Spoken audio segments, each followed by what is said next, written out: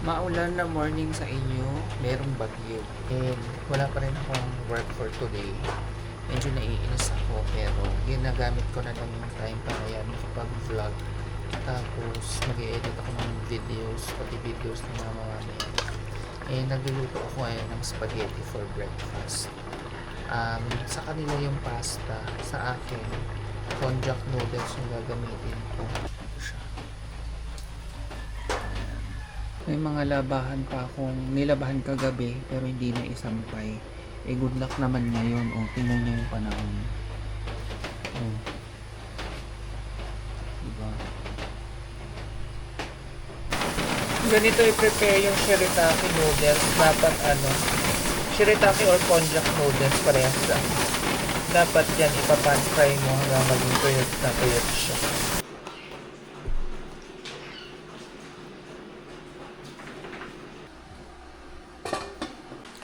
Nag-edit ako ng Thailand vlogs pero kailangan ko munang mag-pause kasi almost lunchtime na. Si Gerald nagwo-walking. After nun, magpiprito siya ng bangus. Pagkaso 2 piraso na lang yung bangus namin na maliit. So, dagdagan natin itong mandu. Ito ay shrimp mandu. Prawn, nakalagay prawn dumplings, mini mandu.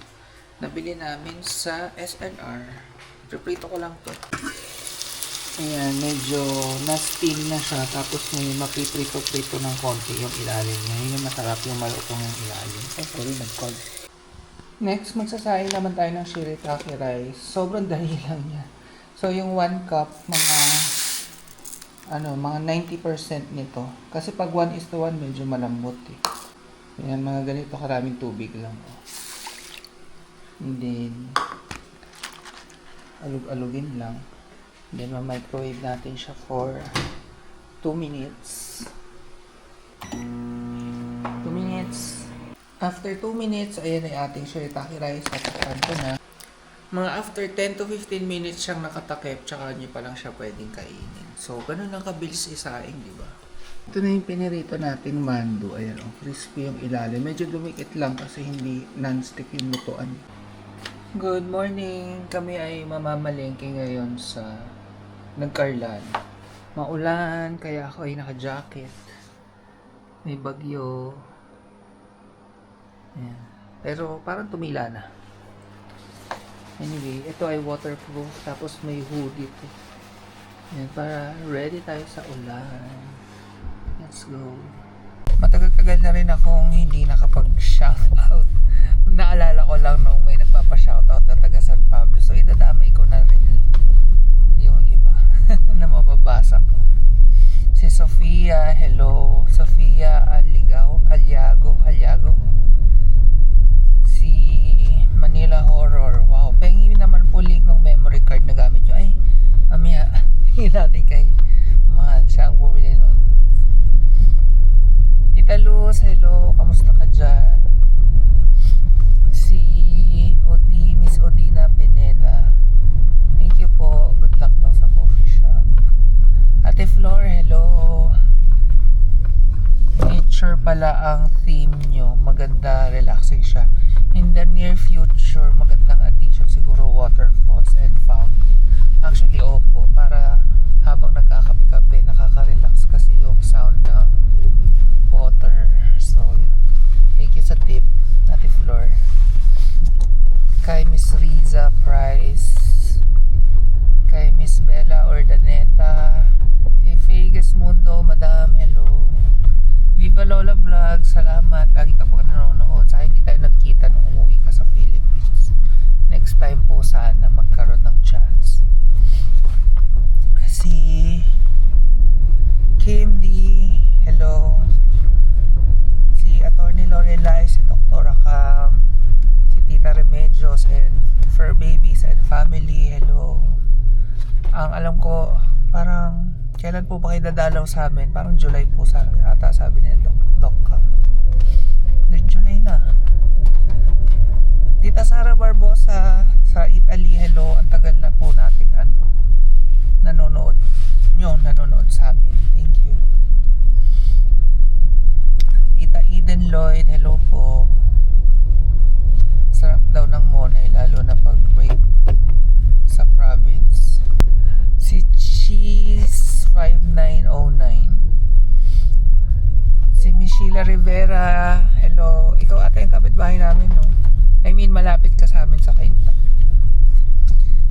Apostol, hi. Lagi ring nanonood si Mika Apostol, at tagal na rin. Hello sa iyo.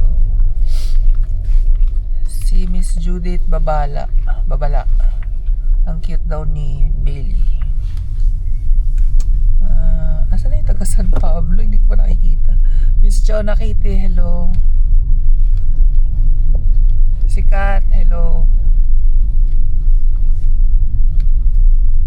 Wait lang, hinahanap ko ito na. Si Miss Marie Garena, hello din sa iyo. Oh, malayo pa dito. Si Miss Ruby Toner, hello po. Yan, si Miss Ruby Toner, ang tagal-tagal na rin. Miss Rita Abadjano, ayan din, isa pa sa matagal na.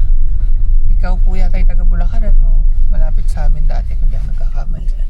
San Ildefonso. Kung tama ang pagkaalala ko. Hinahanap ko yung taga San Pablo. Si Miss Daisy Gloria, hello po. Wait lang.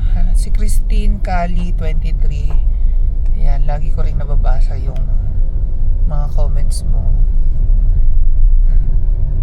Miss Hershey, hi. Wait lang, hanapin ko lang yung sa taga San Pablo, ha. Kay Alisa Pulas, hello din. Kay eto, nakita ko ni taga San Pablo. Kay Miss Lilibeth Beach, hello po sa inyo sa San Pablo. Ano lang tayo, magkatabing bayan. Ayun, yun ang ating shoutout. Sobrang lakas ng ulan, kaya maganda sa DJI. Pwede mag-vlog kahit umuulan. Dito na kami sa Nagcarlan.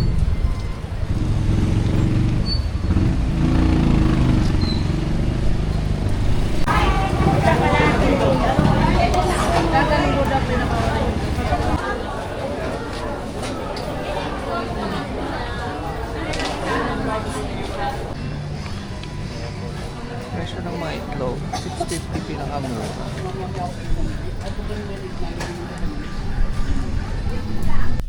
Konti lang na pamili namin kasi mas magaganda ibilihin sa San Pablo. Hindi kami nakabiling tahong tsaka hipon. Ang nabili namin ay bangus, pusit,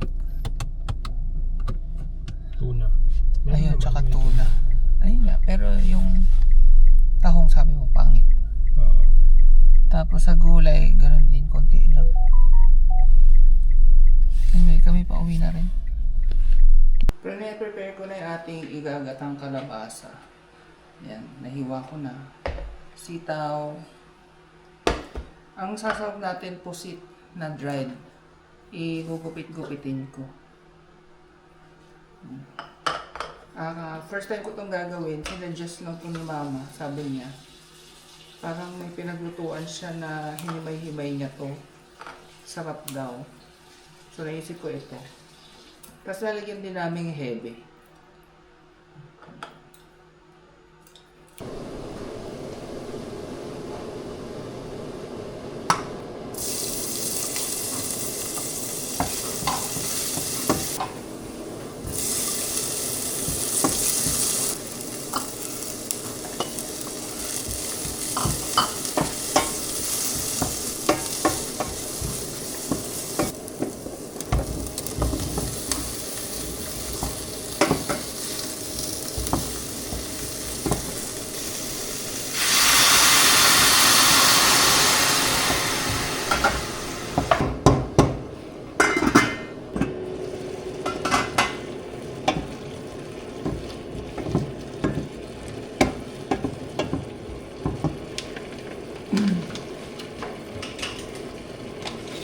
Coco Mama yung gagamitin kong gata.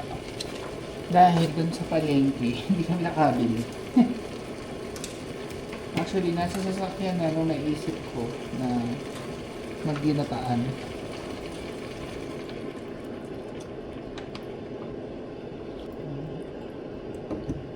Yummy! Ay, yummy na ng itsura. Tayo ba? Hindi yung masyadong dito. Lagyan ko na ng paminta.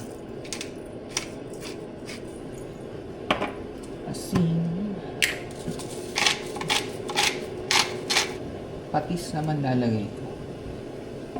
Kasi yung pusit tsaka yung heavy may alat na eh. So, tikman ko mamaya. Pakuluin ko lang.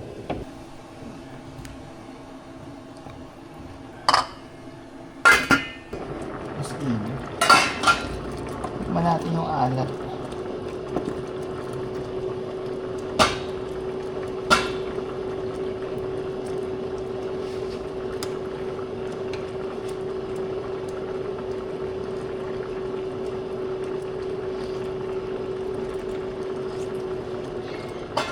Konting harap ko.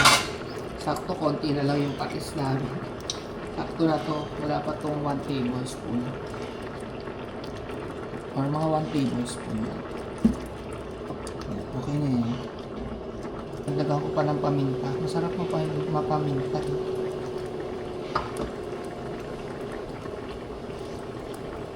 Sakto na yung alat. Sarap. Ang healthy pa ng kalabasa. Alam niyo ba si Yuri, nung nagkasakit na meron siyang dugo sa poop niya. Ang dami-daming gamot, ganyan, walang makagaling. Pero nung pinakain namin ng kalabasa, gumaling siya. Kaya lang lately, parang bumabalik yung sakit niya. So sabi ko, damihan uli ng kalabasa yung pinapakain kay Yuri. Yan. So kung sa dogs na healthy, di lalo na sa ating tao. Pagbalik, after 5 minutes, lagay ko na yung sitaw. Lalagay ko na yung sitaw.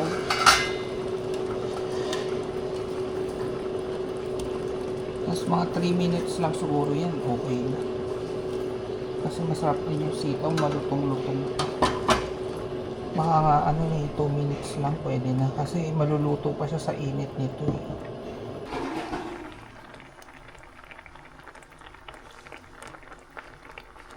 Ito na yung ating ulam. Naparami lang yung sabaw, pero okay lang. Hindi naman ako nagtubig ng marami. Malaki lang kasi yung nalagay kong Coco Mama. Coco Mama? Nandito tuloy ako. Mama Coco. Oh, puro food vlogs tayo ngayon. Sama kayo sa food vlogs. Iba-iba na yung niluluto ko. Kain.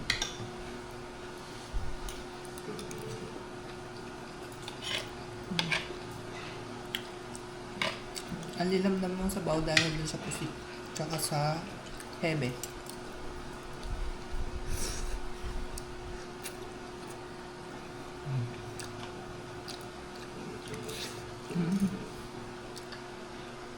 Init ka kalabasa. Nakakamiss din. Bihirang-bihira kami kumain ng kalabasa eh. Dapat dalas-dalasan namin kahit once a week. Iba-ibang luto. Next time pwedeng pakbet, gano'n. Soup. Soup. Kain muna kami.